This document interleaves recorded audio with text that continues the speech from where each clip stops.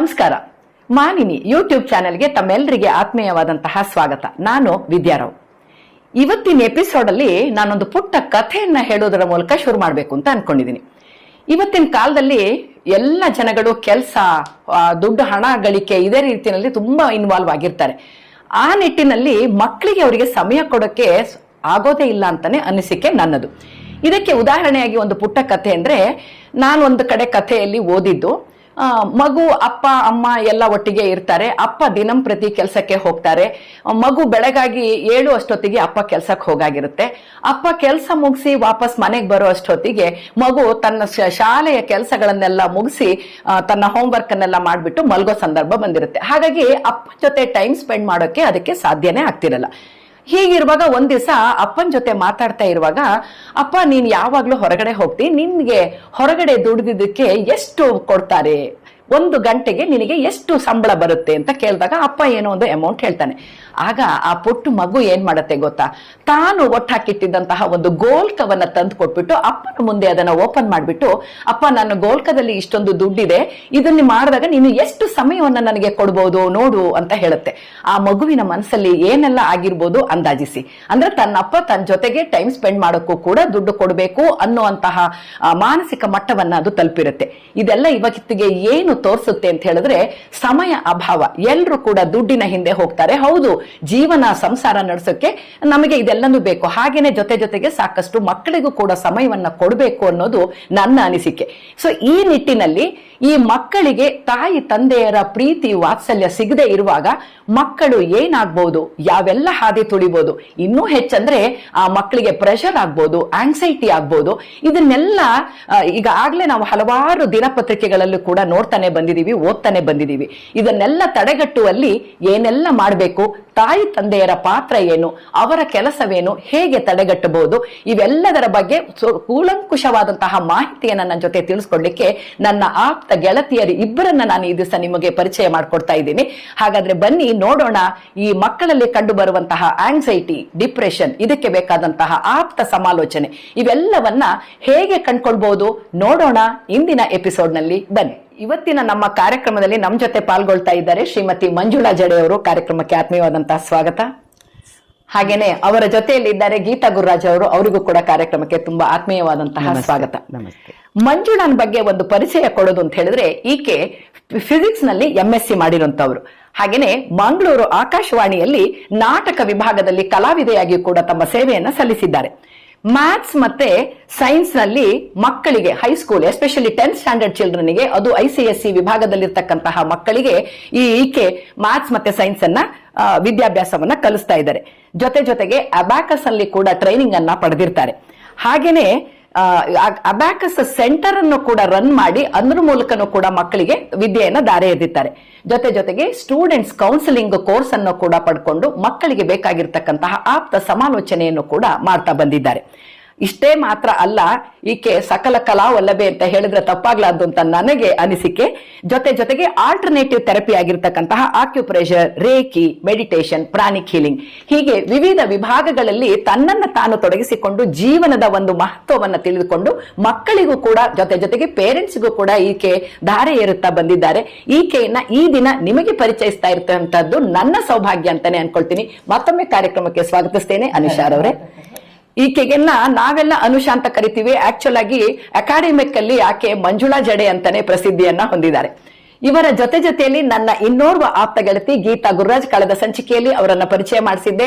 She is MA ಇನ್ ಕನ್ನಡ. ಶಾಲೆ teacher ಆಗ್ಬಿಟ್ಟು ಸಣ್ಣ ಮಕ್ಕಳಿಂದ ದೊಡ್ಡವರವರೆಗೂ ಕನ್ನಡವನ್ನ ಕಲಿಸುತ್ತಾ ನಂತರದ ಹಾದಿಯಲ್ಲಿ ಕೌನ್ಸಿಲಿಂಗ್ ಕೋರ್ಸ್ ಅನ್ನು ಕೂಡ ಮಾಡಿಕೊಂಡು ಈಗ ಕಾಲೇಜ್ ಮಕ್ಕಳವರೆಗೂ ಕೂಡ ಆಕೆ ಕೌನ್ಸಿಲಿಂಗ್ ಥೆರಪಿಯನ್ನ ಮಾಡ್ತಾ ಮಕ್ಕಳ ಬಾಳಲ್ಲಿ ಒಳ್ಳೆಯ ಒಂದು ಅವಕಾಶವನ್ನ ಕಲ್ಪಿಸಿಕೊಡ್ತಾ ಬರ್ತಿದ್ದಾರೆ. ನಿಮ್ಗೂ ಕೂಡ ಮತ್ತೊಮ್ಮೆ ಕಾರ್ಯಕ್ರಮಕ್ಕೆ ಸ್ವಾಗತ ಗೀತಾರವರೇ. ನಮಸ್ತೆ ವಿದ್ಯಾ. ಮೊಟ್ಟ ಮೊದಲ ಪ್ರಶ್ನೆ ಅನುಷಾ ನಿಮಗೆ. ಆಕ್ಚುಲ್ ಆಗಿ ಹಲವಾರು ವಿಭಾಗಗಳಲ್ಲಿ ನೀವು ಒಂದು ಸೈ ಅಂತ ಅನಿಸ್ಕೊಂಡಿದ್ದೀರಿ.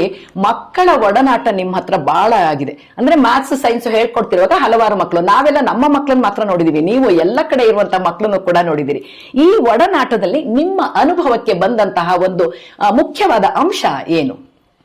ನನ್ನ ಅನುಭವದಲ್ಲಿ ನಾನು ಮಕ್ಕಳನ್ನ ನೋಡ್ತಿದ್ದಾಗ ಒಂದೊಂದ್ಸತಿ ಏಕಾಏಕಿ ಮಂಕ ಕೂತಿರುತ್ತೆ ಒಂದೊಂದು ಮೂಲೆಯಲ್ಲಿ. ನನಗೆ ಅದು ಯಾಕೋ ಮನ್ಸಿಗೆ ಕಿರಿಕಿರಿ, ಏನಾಗಿರ್ಬೋದು, ಏನಾಯ್ತು ಎಲ್ಲ ಚೆನ್ನಾಗಿದೆ ತಾನೆ, ಏನು ತೊಂದರೆ ಇಲ್ಲ ಅಲ್ವಾ. ಒಂದೊಂದ್ಸತಿ ಅದು ಯಾವ ಮಟ್ಟಕ್ಕೆ ಹೋಗ್ಬಿಡ್ತು ಅಂದರೆ ಅವರು ಏನಾಗಿಲ್ಲ ನನಗೆ ಅಂತ ಜೋರಾಗಿ ಹೇಳೋ ಅಷ್ಟ್ರ ಮಟ್ಟಿಗೆ. ಯಾಕಂದರೆ ಈ ಮಕ್ಕಳಿಗೂ ಯಾವಾಗ ಏನು ಹೆಂಗೆ ವಿಷಯಗಳನ್ನ ತಗೊಳ್ತಾರೆ ಅಂತ ಹೇಳಕ್ ಬರಲ್ಲ. ಆದ್ರಿಂದ ನಾನು ಎಷ್ಟೋ ಸತಿ ಯಾಕೋ ನಿಮ್ಮ ಮಗು ಕ್ಲಾಸಲ್ಲಿ ಮಂಕ ಕೂತಿತ್ತು ಅಂತೆಲ್ಲ ಅವ್ರ ತಂದೆ ತಾಯಿಗಳಿಗೆ ಹೇಳಿದಾಗ ಅವ್ರನ್ನ ಸೈಕಾಲಜಿಸ್ಟ್ ಹತ್ರ ಕರ್ಕೊಂಡು ಹೋದಾಗ ಅವ್ರು ಕೊಟ್ಟಿದ್ದು ಬರೀ ಕೌನ್ಸಿಲಿಂಗ್ನಿಂದ ಸರಿಪಡಿಸಿದ್ದಾರೆ. ಅವ್ರನ್ನ ಡಿಪ್ರೆಷನ್ಗೆ ಹೋಗ್ತಿದ್ದವ್ರನ್ನ ತಡೆಗಟ್ಟಿದ್ದಾರೆ. ಇದೆಲ್ಲ ನೋಡಿದಾಗ ನನ್ಗನ್ಸೋದು ಕಮ್ಯುನಿಕೇಶನ್ ಬಹಳ ಮುಖ್ಯವಾದ ವಿಷಯ ಅಂತ. ಅದರಿಂದ ನಾನು ಮಕ್ಕಳ ಜೊತೆ ಕಮ್ಯುನಿಕೇಟ್ ಮಾಡೋದು ಒಳ್ಳೇದಾಗ್ಲಿ ಅಂತ ಹೇಳಿ ನಾನು ಕೌನ್ಸಿಲಿಂಗ್ ಮಾಡಿದೆ. ಆಮೇಲೆ ಈಗ ನಾನು ಟೀಚರ್ ಜೊತೆಯಲ್ಲಿ ಕೌನ್ಸಿಲಿಂಗ್ ಕೂಡ ಮಾಡ್ತೀನಿ. ಬಹಳ ಸಂತೋಷ ಮೇಡಮ್. ಕಮ್ಯುನಿಕೇಶನ್ ಅಂತ ಬಂದಾಗ ಗೀತಾರವರು expert in giving communication in counselling ಅಂತ ಕೇಳ್ಪಟ್ಟಿದ್ದೀನಿ. ನೀವೇನ್ ಹೇಳಕ್ ಇಷ್ಟಪಡ್ತೀರಿ ಗೀತಾ ಅವರೇ? ಕಮ್ಯುನಿಕೇಶನ್ ಅನ್ನೋದು ಶಾಲೆ ಪ್ರೈಮರಿ ಇದರಿಂದ ನರ್ಸರಿಯಿಂದಾನೇ ಶುರುವಾಗಬೇಕು. ಇಷ್ಟು ಯಾಕೆ, ಮಗು ಹುಟ್ಟಿದಾರಭ್ಯ, ತಾಯಿ ಆದವಳು ಮಾತಾಡಿ, ಮನೆಯವರೆಲ್ಲ ಮಾತಾಡಿ, ಒಳ್ಳೆ ಸದ್ಭಾವನೆ ಮಕ್ಕಳಲ್ಲಿ ಮೂಡಿಸುವಂತಹ ಮಾತುಗಳನ್ನ ಆಡ್ಕೊಂಡು ಕಮ್ಯುನಿಕೇಶನ್ನು ಬೇಕೇ ಬೇಕು. ಶಾಲೆನಲ್ಲೂ ಅಷ್ಟೇ ಬರೀ ಪಾಠ ಮಾಡೋದೊಂದೇ ಅಲ್ಲ, ಇವತ್ತಿನ ಶಿಕ್ಷಕರು ಎಲ್ಲರೂ ತುಂಬಾ ಪ್ರಯತ್ನ ಹಾಕ್ತಾ ಇದ್ದಾರೆ ಮಕ್ಕಳನ್ನ ಮಾತಾಡ್ಸೋದಕ್ಕೆ. ಅನುಷಾ ಅವ್ರು ಹೇಳ್ದಂಗೆ ಒಮ್ಮೊಮ್ಮೆ ಟ್ಯೂಷನ್ಗಳಲ್ಲಿ ತುಂಬಾ ಗಮನಿಸ್ತೀವಿ ನಾವು. ಟ್ಯೂಷನ್ ಅಂದ್ರೆ ಇಂಡಿವಿಜುವಲ್ ಅಟೆನ್ಷನ್ ಕೊಟ್ಟಾಗ ಜಾಸ್ತಿ ಮಕ್ಕಳು ಒಮ್ಮೊಮ್ಮೆ ಮಂಕಾಗಿರ್ತವೆ. ಸೊ ಮಾತಾಡೋದ್ರಿಂದ ಮಾತ್ರ ಮಕ್ಕಳು ಬಾಯ್ ಬಿಟ್ಟು ಹೇಳ್ತಾರೆ ಏನಾಗಿದೆ ಅಂತ. ಮಾತಾಡಿಸ್ಬೇಕು. ಮೊದಲನೇ ಸಲ ಎರಡನೇ ಸಲಕ್ಕೆ ಗೊತ್ತಾಗೋದಿಲ್ಲ ಅದು ಆಕ್ಚುಲ್ ಆಗಿ ಮಾತಾಡೋದಂದ್ರೆ ಮನೆಯಲ್ಲಿ ಅಪ್ಪ ಅಮ್ಮನ ಮುಂದೆ ಮಾತಾಡ್ಬಿಡ್ತಾರೆ ಮಕ್ಕಳು. ಹೊರಗೆ ಬಂದಾಗ ಟೀಚರ್ ಹತ್ರ ಆಗ್ಲಿ ಬೇರೆಯವ್ರ ಹತ್ರ ಮಾತಾಡೋದು ಅದು ಕಷ್ಟ ಸಾಧ್ಯ. ಹೌದು, ಕೆಲಸದ ಮಧ್ಯೆ ಇದಕ್ಕೊಂಚೂರು ಸಮಯ ವ್ಯಯ ಆಗತ್ತೆ, ಇಲ್ಲ ಅಂತ ನಾನು ಹೇಳಲ್ಲ. ಬಟ್ ಮಾತಾಡ್ತಾ ಇದ್ರೆ ಮಕ್ಕಳಿಗೂ ಸಹಪಾಠಿಗಳಿಗೂ ಮಾತಾಡೋ ಇಚ್ಛೆ ಶುರು ಆಗತ್ತೆ. ತುಂಬಾ ಹೇಳ್ಬಿಡ್ತೀವಿ ಒಂದೊಂದ್ಸಲ ಕೀಪ್ ಸೈಲೆನ್ಸ್ ಅಂತ ಹೇಳ್ಬಿಡ್ತೀವಿ. ಅದು ಪಾಠ ಪ್ರವಚನ ನಡಿಬೇಕಾದ್ರೆ ಖಂಡಿತ ಬೇಕು, ಸೈಲೆಂಟ್ ಆಗಿ ಇರ್ಬೇಕಾಗತ್ತೆ, ಬೇರೆ ಮಕ್ಳಿಗೆ ತೊಂದರೆ ಆಗತ್ತೆ ಅಂತ. ಆದ್ರೆ ಮಗು ಕೈ ಎತ್ತೇನೋ ಮಾತಾಡ್ಬೇಕು ಅಂದಾಗ ದಯವಿಟ್ಟು ಶಿಕ್ಷಕರು ಇರ್ಬೋದು, ಪೋಷಕರು ಇರಬಹುದು, ಅಥವಾ ಸ್ನೇಹಿತರು, ಗುರುಗಳು ಯಾವ ಸ್ಥಾನದಲ್ಲಿ ಇದ್ರು ಸರಿನೇ ಮಕ್ಕಳನ್ನ ಕೇಳಿಸ್ಕೊಳ್ಳೋದನ್ನ ನಾವು ಕಲಿಬೇಕು. ಕೇಳಿಸ್ಕೋಬೇಕು. ಹೌದು, ಎಷ್ಟೋ ಮನೆಗಳಲ್ಲಿ ನಾವು ನೋಡ್ತೀವಿ ಮಕ್ಕಳು ಮನೆಗೆ ಬಂದ್ ಕೂಡಲೇ ಅಂದ್ರೆ ಒಂಥರ ಹೇಳಿದಾಗ ನಾವು ಕೇಳಿಸ್ಕೊಳ್ಳೋಕೆ ಹೇಳಿಲ್ಲ. ಅಟ್ಲೀಸ್ಟ್ ಒಂದು 10 ನಿಮಿಷನಾದ್ರು ಸ್ಪೆಂಡ್ ಮಾಡಿ ಶಾಲೆಯಲ್ಲಿ ಆಗಿದ್ದಂತಹ ಪ್ರತಿಯೊಂದನ್ನು ಅಮ್ಮನ ಹತ್ರ ಬಂದು ಹೇಳ್ಕೊಳ್ಬೇಕು. ಅಮ್ಮಂದ್ರೆ ಟೈಮ್ ಸ್ಪೆಂಡ್ ಮಾಡಿಲ್ದಿದ್ರೆ ಮಕ್ಕಳಿಗೆ ಹೇಗೆ ಸಾಧ್ಯ ಆಗುತ್ತೆ? ಇದಕ್ಕೆ ಸಂಬಂಧಪಟ್ಟ ಹಾಗೆ ಒಂದ್ ಘಟನೆ ನೆನಪಾಗ್ತಾ ಇದೆ ನಾನು. ಹೇಳಿ. ಒಂದ್ ಹುಡುಗಿ ತುಂಬಾ ಚೆಲುವೆ, ನೋಡಕ್ಕೂ ನೀಳವಾದ ಜಡೆ, ಮಿತಭಾಷಿಣಿ ಎಲ್ಲ ಇದ್ಲು. ಅವಳಿಗೆ ಸೈನ್ಸ್ ಕೋರ್ಸ್ ಓದಕ್ ಇಷ್ಟನೇ ಇರ್ಲಿಲ್ಲ. ತಂದೆ ತಾಯಿಗಳು ಬಲವಂತ ಮಾಡಿ 10th ಮುಗಿದ್ಮೇಲೆ PUC ಸೈನ್ಸ್ ಕೋರ್ಸ್ಗೆ ಹಾಕಿದ್ರು. ಅವಳಿಗೆ ಮ್ಯಾಥ್ಸ್ ಮತ್ತೆ ಸೈನ್ಸ್ ತುಂಬಾ ಕಷ್ಟವಾದ ವಿಷಯ. ಥ್ರೂ ಔಟ್ ತುಂಬಾ ಕಮ್ಮಿ ಮಾರ್ಕ್ಸ್ ಬರಕ್ ಶುರು ಆಯ್ತು. ಅದು ಅವಳಿಗೆ ಡಿಪ್ರೆಷನ್ಗೆ ಕಾರಣ ಆಯ್ತು. ಅದಾದ್ಮೇಲಿಂದ ಅವಳು ಹೇಳ್ತಿದ್ದ ಒಂದೇ ಮಾತಂದ್ರೆ, ಎಲ್ಲಿ ಹೋದ್ರು ಅಷ್ಟೇ ಇದೇ ಮಾತೆ, ಯಾಕೆ ಯಾರು ನನ್ನ ಅರ್ಥ ಮಾಡ್ಕೋತಾ ಇಲ್ಲ ಅಂತ. ದುಃಖಕರ ವಿಷಯ ಅಂದ್ರೆ ಆ ಹುಡುಗಿ ಆಮೇಲೆ ತನ್ನ ಜೀವನ ಹಂಗೆ ಕಡೆಗಣಿಸ್ಬಿಟ್ಲು. ಅದಕ್ಕೆ ನಾನು ಮುಖ್ಯವಾಗಿ ಹೇಳೋದು, ಯಾವಾಗಲೂ ಮಕ್ಕಳ ಜೊತೆ ಸದಾ ಮಾತಾಡ್ತಾ ಇರಿ. ಯಾವಾಗಾದ್ರೂ ಮುಖ ಸಪ್ಪಗೆ ಹಾಕೊಂಡಿರೋ ಮಗು ಕಾಣಿಸಿದ್ರೆ, ಏನಾಯ್ತು, ನಿನ್ಗೆ ಏನಿದೆ ತೊಂದರೆ, ಯಾರ ಜೊತೆ ಏನಾದ್ರೂ ತೊಂದರೆ ಆಯ್ತಾ, ಫ್ರೆಂಡ್ಸ್ ಏನಾದ್ರು ಮಾಡಿದ್ರೆ, ಈಗ ಫ್ರೆಂಡ್ಸ್ ಬುಲ್ಲಿಂಗ್ ತುಂಬಾ ಕೇಳ್ತಿದ್ದೀವಿ. ಸೊ ಕೇಳ್ಕೋಬೇಕು, ಅವ್ರ ಜೊತೆಲಿ ಮಾತಾಡ್ಬೇಕು, ಆವಾಗಲೇ ಗೊತ್ತಾಗತ್ತೆ. ಅದಕ್ಕೋಸ್ಕರ ನಾನು ಇದನ್ನೊಂದು ಹೇಳಕ್ ಇಷ್ಟಪಟ್ಟೆ. ಓಕೆ, ಅಂದ್ರೆ ಇದು ಹೇಳುವಾಗ ಅಂದ್ರೆ ಮಕ್ಕಳಿಗೆ ಆಸಕ್ತಿ ಇರ್ತಕ್ಕಂತಹದ್ದು ಅಂದ್ರೆ ಯಾವ ಸಬ್ಜೆಕ್ಟ್ ಅಲ್ಲಿ ಆಸಕ್ತಿ ಇದೆ ಇದ್ರಲ್ಲೇ ಮಾಡ್ಬೇಕು. ಆದ್ರೆ ಹೆಚ್ಚಿನ ತಾಯಿ ತಂದೆಯರು ನಾನಂತೂ ಓದ್ಲಿಲ್ಲ, ನಾನಂತೂ ಅದನ್ನ ಮಾಡ್ಲಿಲ್ಲ, ನನ್ನ ಮಕ್ಕಳೆಲ್ಲರೂ ನಾನು ನೋಡ್ಬೇಕು ಅನ್ನೋದು ಸಹಜ. ಸೊ ಅದು ಇವತ್ತಿನ ದಿನಗಳಲ್ಲಿ ಒಂದು ದೊಡ್ಡ ಪ್ರಾಬ್ಲಮ್ ಆಗಿ ಪರಿಣಮಿಸಿದೆ ಅಲ್ವಾ? ಇದನ್ನ ಯಾರಿಗೆ ನಾವು ಬುದ್ಧಿ ಹೇಳ್ಬೇಕು? ನನ್ಗೆ ಈ ವಿಷಯಕ್ಕೆ ಸಂಬಂಧಪಟ್ಟಂಗೆ ಮತ್ತೊಂದು ಘಟನೆ ನೆನಪಾಗತ್ತೆ. ಒಂದ್ ಮಗು ಅವ್ರ ಅಪ್ಪ ಅಮ್ಮ ಹೇಳ್ತಾ ಇದ್ರಂತೆ, ನೀನ್ ಇಂಜಿನಿಯರೇ ಆಗ್ಬೇಕು. ಆ ಮಗುಗೆ ಮ್ಯಾಥ್ಸ್ ತುಂಬಾ ಕಷ್ಟ ಆಗ್ತಾ ಇತ್ತು. ಹಾಗಾಗಿ ತುಂಬಾ ಕಷ್ಟ ಪಡ್ತಾ ಇತ್ತು. ಅದು ಅವ್ರ ಅಪ್ಪನ ಒಂದ್ ದಿವಸ ಕೇಳ್ತಂತೆ, ನೋಡೋಣ ನಿನ್ ಇದು ಮಾರ್ಕ್ಸ್ ಕಾರ್ಡ್ ತೋರ್ಸು, ನಂಗೆ 10th ಸ್ಟ್ಯಾಂಡರ್ಡ್ ಮಾರ್ಕ್ಸ್ ಕಾರ್ಡ್ ತೋರ್ಸು ಅಂತ. ಅವ್ರಪ್ಪ ಯಾಕೆ ಈಗ ಅದನ್ನ ಯಾಕೆ ಕೇಳ್ತಿದ್ಯಾ? ಅಲ್ಲ, ನಾನ್ ನಿನ್ನ ಆಡಿ ಕಾರ್ ಕೊಡ್ಸು ಅಂತ ಕೇಳಿದ್ನಲ್ಲ, ನಿಂಗೆ ಕೊಡ್ಸಕ್ಕಾಗಲ್ಲ ಅಂದೆ, ನನ್ಗೆ ಯೋಗ್ಯತೆ ಇಲ್ಲ ಅಂತ.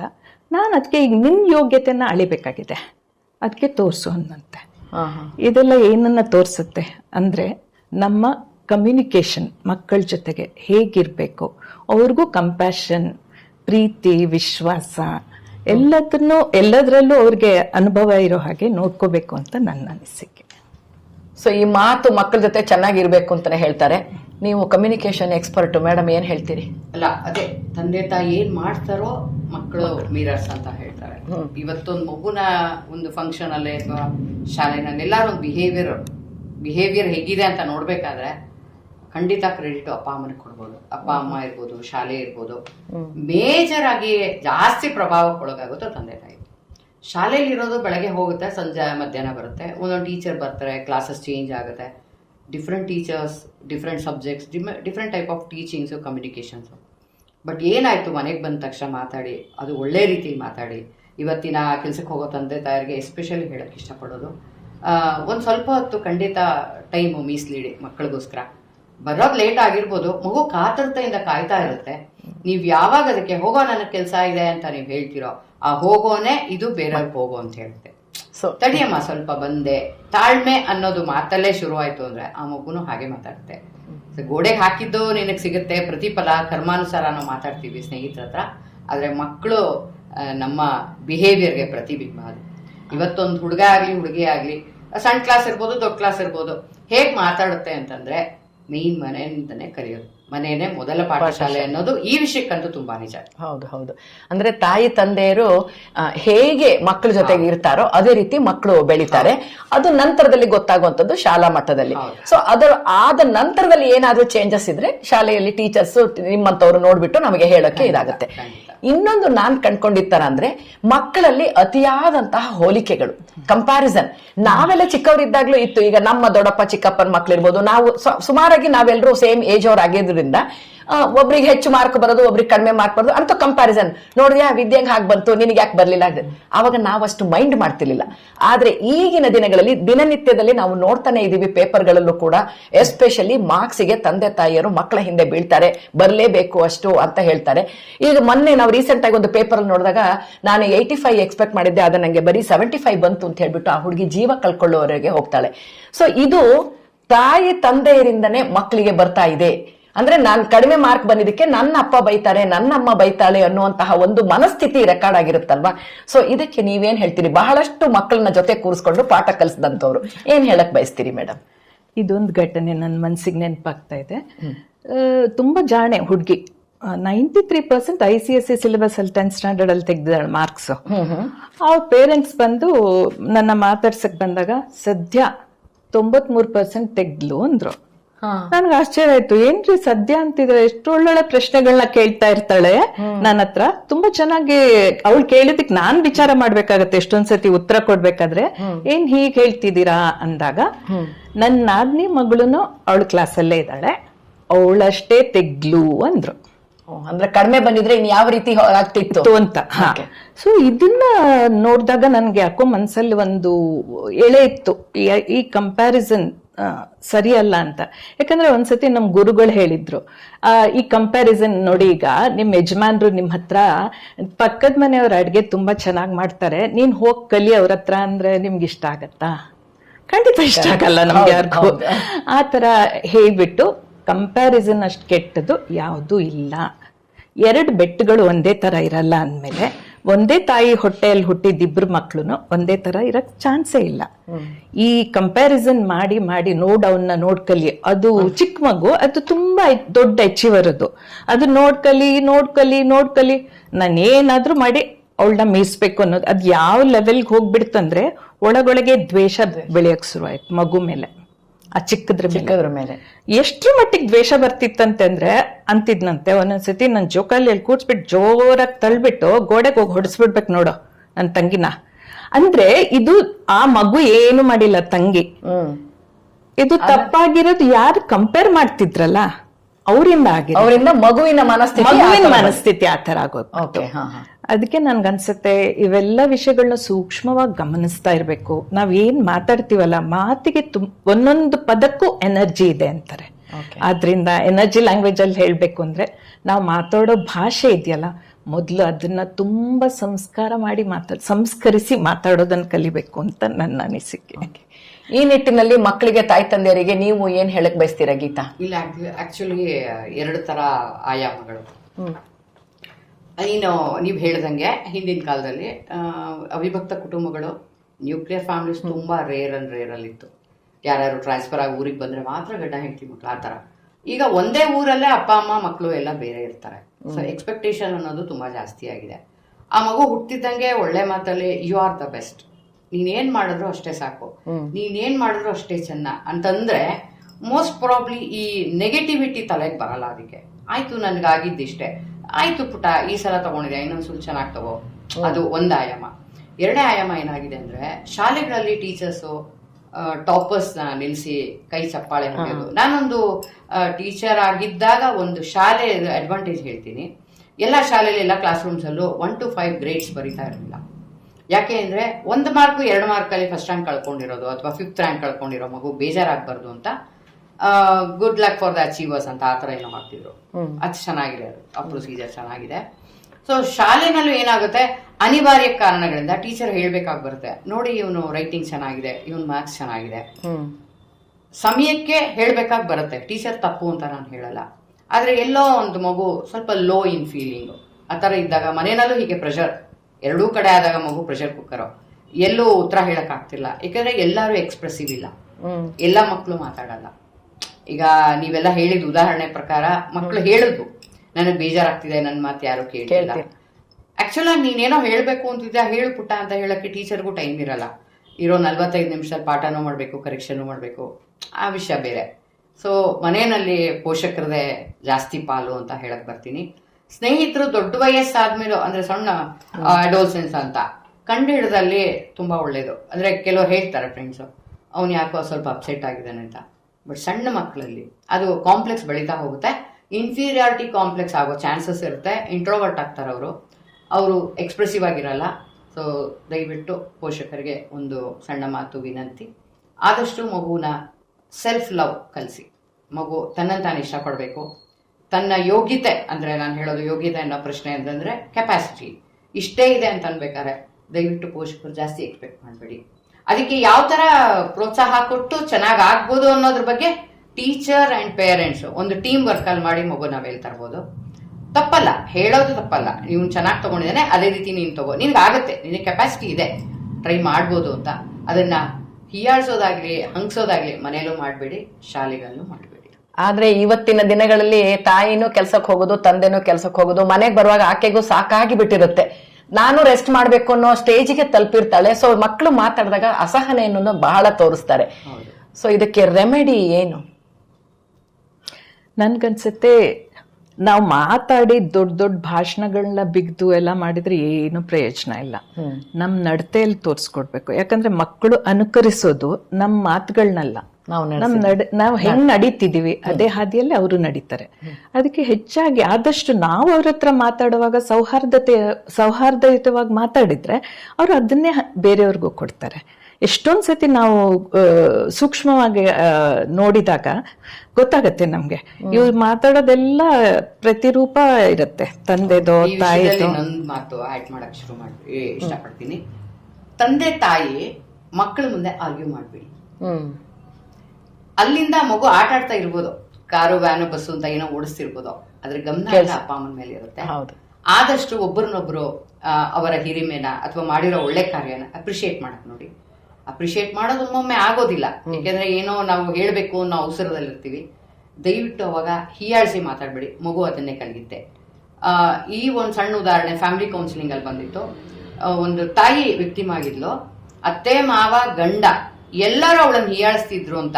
ಆ ಮಗ ಸಣ್ಣ ವಯಸ್ಸಿಂದ ಮಾತಾಡ್ತಿದ್ದ, ಅಯ್ಯೋ ಏನೋ ಮಗು ಮಾತಾಡುತ್ತೆ, ದೊಡ್ಡದಾಯ್ತು, ಹೈಸ್ಕೂಲ್ಗೆ ಹೋಯ್ತು, ಅಮ್ಮನ್ ಹೀಯಾಳಿಸ್ತಿತ್ತು, ಪರವಾಗಿಲ್ಲ ಚಲೋ ನನ್ ಮಗ ಅಂತ ಬಿಟ್ಲು. ಕಾಲೇಜಲ್ಲೂ ಹಾಗೆ ಇತ್ತು. ಕಡೆಗೆ ತಾಯಿ ಆದವಳು ನಿಧಾನಕ್ಕೆ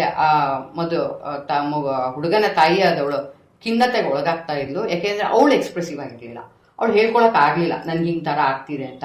ಅವ್ರ ತಂದೆ ತಾಯಿ ಹತ್ರನೂ ಹೇಳ್ಕೊಳ್ಳಿಲ್ಲ. ಸೊ ಅವಳು ಜಾಸ್ತಿ ಓದಿರ್ಲಿಲ್ಲ, ಬಹುಶಃ ಅವಳಿಗೊಂದು ಇನ್ಫೀರಿಯಾರಿಟಿ ಇತ್ತೋ ಏನೋ. ಸೊ ಈ ಹುಡುಗನ ನಡವಳಿಕೆ ಗಮನಿಸಿ ಯಾರೋ ಹೇಳಿದ್ರು ಅಮ್ಮನ್ ಹೀಗೆಲ್ಲ ಮಾಡಬಾರ್ದು ಅಂದಾಗ, ಆ ಹುಡುಗ ದೊಡ್ಡವನಾಗಿ ಅದ್ರ ಬಗ್ಗೆ ಯೋಚನೆ ಮಾಡೋದ್ರೊಳಗಡೆ she was already under depression. ಅಂದ್ರೆ ಯಾರೇನ್ ಹೇಳಿದ್ರು ಸಿಡ್ಕಕ್ ತಿರುಗ್ಬಿಟ್ಟಿತ್ತು. ಆ ಡಿಪ್ರೆಷನ್ ಹೇಗಿತ್ತು ಅಂದ್ರೆ ಟ್ರಾನ್ಸ್ಫರ್ ಆಫ್ ಅವರ್ ಫೀಲಿಂಗ್ಸ್. ಹೇಗೆ ಅಂದ್ರೆ ಇನ್ನೊಂದು ವಿಷಯ, ನಾವ್ ಯಾರ ಮೇಲೆ ರೇಗ್ತೀವಿ ಅಂದ್ರೆ ನಮಗಿಂತ ಶಕ್ತಿಯಲ್ಲಿ ಕಮ್ಮಿ ಇರೋ ಬಗ್ಗೆ, ಆ ಶಕ್ತಿ ಹಣದಲ್ಲಾದ್ರೂ ಇರ್ಬೋದು, ಬುದ್ಧಿಶಕ್ತಿಯಲ್ಲಾದ್ರೂ ಇರ್ಬೋದು, ಅವ್ರ ಮೇಲೆ ರೆಕ್ತೀವಿ.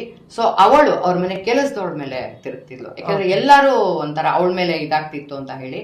ಸೊ ಈಗ ಅವಳನ್ನ ಸರಿ ಮಾಡ್ಲಿಕ್ಕೆ ಸಾಧ್ಯ ಇಲ್ಲ, ಯಾಕಂದ್ರೆ ಅವಳಿಗಾಗ್ಲೇ 50+ ಆಗೋಯ್ತು. ಏನಾಗುತ್ತೆ, ರಿಜಿಡಿಟಿ ಇನ್ ಏಜ್ ಅಂತ ಒಂದು ಪದ ಇದೆ. ಸೊ ಒಂದು ಏಜ್ ಆಗ್ತಾ ಆಗ್ತಾ ಒಳ್ಳೇದಿರ್ಬೋದು ಕೆಟ್ಟದಿರ್ಬೋದು, ನಾವು ರಿಜಿಡ್ ಆಗಿ ಅದನ್ನ ಕಂಬ ಸುತ್ತಕ್ಕೆ ಶುರು ಮಾಡ್ಬಿಡ್ತೀವಿ, ಅದೇ ಸರಿ ಅಂತ. ಇವಾಗ ಪರಿಸ್ಥಿತಿ ಹಾಗೆ ಆಗಿದೆ. ಅವಳ ಜೊತೆ ಯಾರು ಮಾತಾಡ್ತಿಲ್ಲ, ಈಗ ಮನೆಯಲ್ಲಿ ಯಾರು ಮಾತಾಡೋದಿಲ್ಲ. ಅವಳನ್ನ ದಿನ ನೋಡ್ತಿರ್ತೀನಿ.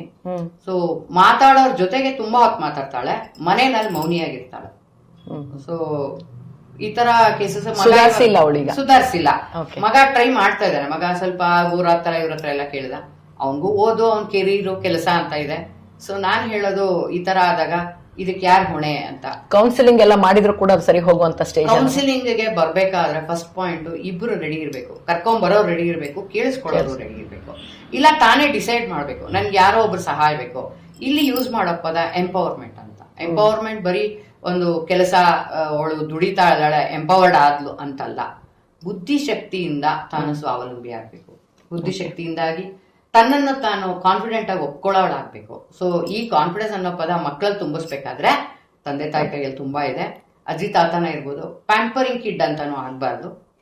ತುಂಬಾ ಮುದ್ದು ಮಾಡಿ ನೀನ್ ಮಾಡಿದ್ದೆ ಸರಿ, ಮಾಡಿದ್ದೆಲ್ಲ ಚೇಷ್ಟೆಗೂ ನೀನ್ ಸರಿ ಅಂತಲ್ಲ. ಎಲ್ಲಿ ತಿದ್ದಿಸ್ಬೇಕು ತಂದೆ ತಾಯಿ ಪೋಷಕರ ಕರ್ತವ್ಯ ಅದು. ನಾಳೆ ಶಾಲೆಲ್ಲ ಬ್ಲೇಮ್ ಮಾಡ್ಬಾರ್ದು, ಇಂಥ ಶಾಲೆಯಲ್ಲಿ ಬಿಟ್ಟೆ. ಯಾಕಂದ್ರೆ ಶಾಲೆ ಶಿಕ್ಷಕರಿಗೆ ನಿಮ್ಗೆಲ್ಲ ಗೊತ್ತಿರೋ ಹಾಗೆ ಕೈ ಹಿಡಿದು ಬಿಟ್ಟಿದ್ದಾರೆ, ಹೊಡೆಯೋ ಆಗಿಲ್ಲ, ಬೈಯೋ ಆಗಿಲ್ಲ. ಭಯ ಅದಿರ್ಲಿ, ನೀನ್ ಈ ತರ ಯಾಕೆ ಮಾಡಿದೆ ಅಂತ ಜೋರಾಗಿ ಕೇಳಿದ್ರು, the teacher is targeting me ಅಂತ ಮನೆಗೆ ಹೋಗಿ ಹೇಳಿ. ಇದೆಲ್ಲಾನು ನಾವು ನೋಡಿದೀವಿ, ನಮ್ಮ ಸ್ಕೂಲ್ ಟೈಮ್ಸ್ ಅಲ್ಲಿ ಇದೆಲ್ಲ ನೋಡಿದೀವಿ. ಸೊ ತಂದೆ ತಾಯಿದೆ ಮೇನ್ ಕರ್ತವ್ಯ. ಸೊ ಇದನ್ನ ನಾನು ಏನ್ ಹೇಳ್ತೀನಿ, ಕಂಪ್ಲೇಂಟ್ ಆಗಿ ತಗೋಬೇಡಿ, ಇದನ್ನ ಒಂದು ಜವಾಬ್ದಾರಿಯುತವಾಗಿ ತಗೊಂಡು ಪೋಷಕರು ಇದನ್ನ ಅಕ್ಸೆಪ್ಟ್ ಮಾಡ್ಬೇಕು. ಓಕೆ, ಇವಾಗ ತಂದೆ ತಾಯಿಗಳು ಮಕ್ಳಿಗೆ ತಿಳಿ ಹೇಳ್ತಾರೆ, ಶಾಲೆಗೆ ಬಂದಾಗ ಟೀಚರ್ಸ್ ಕೂಡ ಹೇಳ್ತಾರೆ. ಆದಾಗ್ಯೂ ಮಗು ಅಂದ್ರೆ ಎಲ್ಲ ಸ್ಟೇಜ್ ಅನ್ನ ಮೀರಿ ನಡೆದಿರುತ್ತೆ. ವಾಪಸ್ ಅದನ್ನ ದಾರಿಗೆ ತರುವಂತಹ ಬಗೆ ಹೇಗೆ ಅಂದ್ರೆ ಅವ್ರ ಜೊತೆ ವ್ಯವಹರಿಸೋ ರೀತಿ ಇರುತ್ತಲ್ಲ, ತುಂಬಾ ಪ್ರೀತಿ. ಈಗಾಗ್ಲೇ ಗೀತಾ ಹೇಳ್ದಂಗೆ ಶಾಲೆನಲ್ಲಿ ಒಂದು ಪೀರಿಯಡ್ ಅದ 45 ನಿಮಿಷ ಅಷ್ಟೇ ಇರುತ್ತೆ. ಅವ್ರು ಪಾಠ ಮಾಡ್ತಾರ, ಮಕ್ಳಿಗೆ ತಿಳಿ ಹೇಳ್ತಾರ, ಅಥವಾ ಹೇಳಿದ್ರು ಯಾವೆಲ್ಲ ಮಕ್ಳಿಗೆ ಹೇಳಕ್ ಸಾಧ್ಯ? ಕ್ಲಾಸ್ ಅಲ್ಲಿ 30+ ಮಕ್ಳು. ಸೊ ಆ ನಿಟ್ಟಿನಲ್ಲಿ ಕೌನ್ಸೆಲಿಂಗ್ ಸಹಾಯ, ಅದಕ್ಕೆ ಸಹಕರಿಸಬೇಕು ತಾಯಿ ತಂದೆಯರು ಕೂಡ ಅಲ್ವಾ? ಹೌದು. ಸೊ ಈಗ ನೀವು ಇಬ್ರು ಕೂಡ ಕೌನ್ಸಿಲಿಂಗ್ ಕೋರ್ಸ್ ಗಳನ್ನ ಮಾಡ್ಕೊಂಡಿದ್ದೀರಾ. ಸಾಕಷ್ಟು ಮಕ್ಕಳು ನಿಮ್ ಹತ್ರಕ್ಕೆ ಈ ತರ ಬಂದಿರ್ಬೋದು. ಯಾವ್ದಾದ್ರು ಕೇಸಲ್ಲಿ ನೀವು ಹಿಂಗೆ ಅಟೆಂಡ್, ಈಗ ಒಂದು ಎಕ್ಸಾಂಪಲ್ ಅವ್ರು ಹೇಳಿದ್ರು, ಅದೇ ತರ ನೀವು ಮ್ಯಾಥ್ಸ್ ಆಕ್ಚುಲಿ ಎಲ್ರಿಗೆ ಕಬ್ಬಿಣದ ಕಡ್ಲೆ. ಸೊ ಅದರಲ್ಲಿ ಕಡಿಮೆ ಬಂದಾಗ ನ್ಯಾಚುರಲಿ ಮಗು ಡಿಪ್ರೆಷನ್ ಹೋಗೋದು 100%. ಸೊ ಇಂಥ ಮಕ್ಕಳಲ್ಲಿ ತುಂಬಾ ಅಂದ್ರೆ ನನಗೆ ಆಗ್ತಿಲ್ಲ ಅನ್ನೋ ಇದ್ದಾಗ ಅವ್ರನ್ನ ಮೇಲೆತ್ತುವಂತಹ ಕಾರ್ಯದಲ್ಲಿ ನಿಮ್ಮ ಕೌನ್ಸಿಲಿಂಗ್ ಎಷ್ಟರ ಮಟ್ಟಿಗೆ ಪರಿಣಾಮಕಾರಿಯಾಗಿದೆ? ತುಂಬಾ ಒಳ್ಳೆ ಪ್ರಶ್ನೆ ಕೇಳಿದ್ರಿ. ಯಾಕಂದ್ರೆ ಇದು ನನ್ನ ಮನ್ಸಲ್ಲಿತ್ತು. ಒಂದು ಹುಡುಗ, ನನ್ ಕ್ಲೋಸ್ ಫ್ರೆಂಡ್ ಮಗನೇ ಅಂತ ಇಟ್ಕೊಳ್ಳಿ. ಅವರು ಬಂದ್ಬಿಟ್ಟು ಸೇರಿಸ್ಬೇಕು, ಮ್ಯಾಥ್ಸಿಗೆ ಸೇರಿಸ್ಬೇಕು, ಮ್ಯಾಥ್ಸ್ ಅಲ್ಲಿ ತುಂಬಾ ಕಮ್ಮಿ ಮಾರ್ಕ್ಸ್ ತೆಗಿತಾನೆ ಅಂತ ಹೇಳ್ತಾನೆ ಇದ್ರು. ಈ ಹುಡ್ಗಂಗ್ ಮಾತ್ರ ಇಷ್ಟನೇ ಇಲ್ಲ ಟ್ಯೂಷನ್ಗೆ ಬರಕ್ಕೆ. ಅದಕ್ಕೆ ಅವ್ರ ಅಮ್ಮನ ಹತ್ರ ಮಾತಾಡ್ತಿರೋಷ್ಟು ಪಕ್ಕದಲ್ಲಿ ಕುತ್ಕೊಂಡು ಮುಖ ಸಿಡಕೊಂಡ್ ಕೂತಿದ್ದ. ಸೊ ನಾ ಅವ್ರಿಗೆ ಹೇಳ್ದೆ, ನೀವು ಮನೆಗೆ ಹೋಗ್ಬಿಟ್ಟು ನಿಮ್ ಮಗನೊಬ್ಬನೇ ಕಳ್ಸಿ, ನನ್ನ ಹತ್ರ ಮಾತಾಡ್ತೀನಿ ಅಂದೆ. ಆಮೇಲೆ ಕೂಡ್ಸ್ಕೊಂಡ್ ಕೇಳ್ದೆ, ಯಾಕೋ ಮರಿ ನಿನ್ಗೆ ಟ್ಯೂಷನ್ಗೆ ಬರಕ್ ಇಷ್ಟ ಇಲ್ವಾ? ಯಾಕೆಂದ್ರೆ ಎಲ್ಲ ಫ್ರೆಂಡ್ಸ್ ಎಲ್ಲ ಹೇಳ್ತಾರೆ, ಇವ್ನೇನು ಟ್ಯೂಷನ್ಗೆ ಹೋದ ಮಾರ್ಕ್ಸ್ ತೆಗ್ದ ಅಂತ. ಅಂದ್ರೆ ಹೌದು ಅಂದ. ಸರಿ ಅಂತ ಹೇಳಿ ಕೂಡ್ಸ್ಕೊಂಡು ಅವನ ಹತ್ರ ಮಾತಾಡಿ, ನೋಡಪ್ಪ ನಾನ್ ನಿನ್ಗೆ ಎಲ್ಲಾನು ಸ್ಪೂನ್ ಫೀಡ್ ಮಾಡಲ್ಲ, ನಾನ್ ನಿನ್ ಬರೀ ವರ್ಕ್ ಮಾಡೋ ಸಿಸ್ಟಮ್ಯಾಟಿಕ್ ಮೆಥಡ್ ಹೇಳ್ಕೊಡ್ತೀನಿ. ಆಮೇಲೆ ಹಿಂದೆ ಕೂತ್ ನೋಡ್ತಾ ಇರ್ತೀನಿ, ನಿನ್ ತಪ್ಪುಗಳನ್ನ ತಿದ್ತಾ ಇರ್ತೀನಿ, ಅಲ್ಲಿ ನಿನ್ಗೆ ಸಹಾಯ ಆಗತ್ತೆ ಅಂದೆ. ಅಯ್ಯೋ ತುಂಬಾ ಖುಷಿ ಆಗೋಯ್ತು. ಬರಕ್ ಶುರು ಮಾಡ್ದ. ಆಮೇಲೆ ಬಂದ್ಬಿಟ್ಟು ಅದು 10th ICSE ಅಲ್ಲಿ 60s ಅಲ್ಲಿ ಇದ್ದವನು 94 ತೆಗ್ದ ಮ್ಯಾಥ್ಸ್ ಅಲ್ಲಿ. ಅವನಿಗೆ ಖುಷಿ, ಅವನಿಗೆ ಖುಷಿ ತುಂಬಾ ಖುಷಿ ಆಯ್ತು. ಅಂದ್ರೆ ಎಲ್ಲ ಸಬ್ಜೆಕ್ಟ್ಸ್ ಅಲ್ಲೂ ಫ್ರೆಂಡ್ ನ ಬೀಟ್ ಮಾಡ್ತೀನಿ, ಮ್ಯಾಥ್ಸ್ ಅಲ್ಲಿ ಒಂದಾಗಿಲ್ಲ ಅಂದ. ಸೊ ಈಗ ಅದನ್ನು ಮಾಡ್ದ. ತುಂಬಾ ಖುಷಿ ಆಗ್ಬಿಟ್ಟು ಆಮೇಲೆ ಅವ್ರಮ್ಮ ಕೇಳಿದ್ರಂತೆ, ಹೇಗನ್ಸ್ತು ಪಾಠ, ಹೋಗ್ತೀಯಾ ಅಂತ. ಶೀಸ್ ಅ ಕಂಪ್ಲೀಟ್ ಪ್ಯಾಕೇಜ್ ಅಂತ ಹೋಗ್ಬಿಟ್ಟು ಈ ವಿಷಯದಲ್ಲಿ ಮಾತದ ಹೇಳಕ್ ಬಂದೆ. Comparison was good.